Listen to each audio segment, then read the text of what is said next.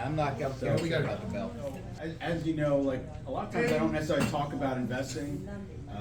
I talk more about planning, but since we have some guests and some new individuals, I'm going to talk about a little bit of both. So I've been a financial planner for about 25 years in different capacities and different roles, and in the essence of time, I won't get into that. But one of the reasons I got into this was to help people. One of the first interviews I had, and some of you heard me say this, was they said that you can have the mind of a capitalist and the heart of a social worker. And I just thought that was a great thing. It was a great way to kind of use the knowledge that I had and the experience that I had to help make people's lives better. And really what financial planning is sort of helping people accomplish the goals that are important to them. So I just want to kind of quickly review the process and just talk about a couple of key areas today, some topics of interest. So the idea is that when you're working with a financial planner, it's a process, and some of you have met with me or are working with me and have an idea of that. And the idea is you'll meet with people to try to find out what they're trying to accomplish, what's important to them, what their current situation is, because you're trying to tailor what you do to what they need and what they want, right?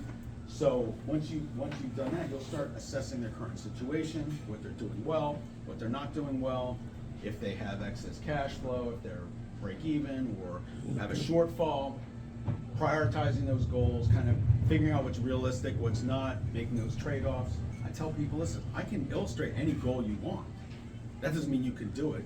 If you make $50,000 a year and are in the hole every month and you want to buy a $2 million house in Cape May, well, it's probably not going to happen. I can show you what it costs, but that doesn't mean you can magically do it, right? So part of that process is having that conversation and brainstorming the priorities and the changes. From that, you figure out some scenarios and options that are available to achieve that and distill that down to what you're comfortable doing, right? So if you want to retire and there's a shortfall, maybe you have to save more now, maybe you retire later, maybe you spend less now so you have more later. Maybe you agree that, well, I wanted to travel a lot in retirement, I don't want to make other changes, so if it means I don't travel as much or do things, that's okay. We kind of brainstorm those options.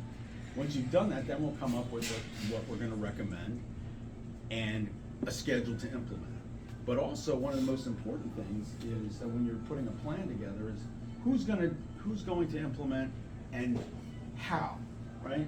There's things that we do, for example, so we may help people with managing their investments, we can do their insurance, we can review a lot of their estate planning documents, their tax documents, and make recommendations.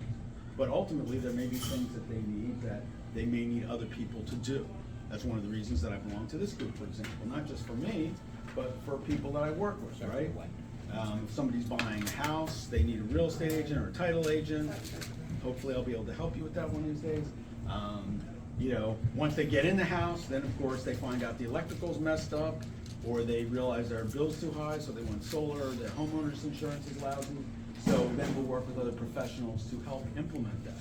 And the main point of this process is that it's designed to be implemented, right? So if I put together a proposal or report and they don't do anything with it, it's like, okay,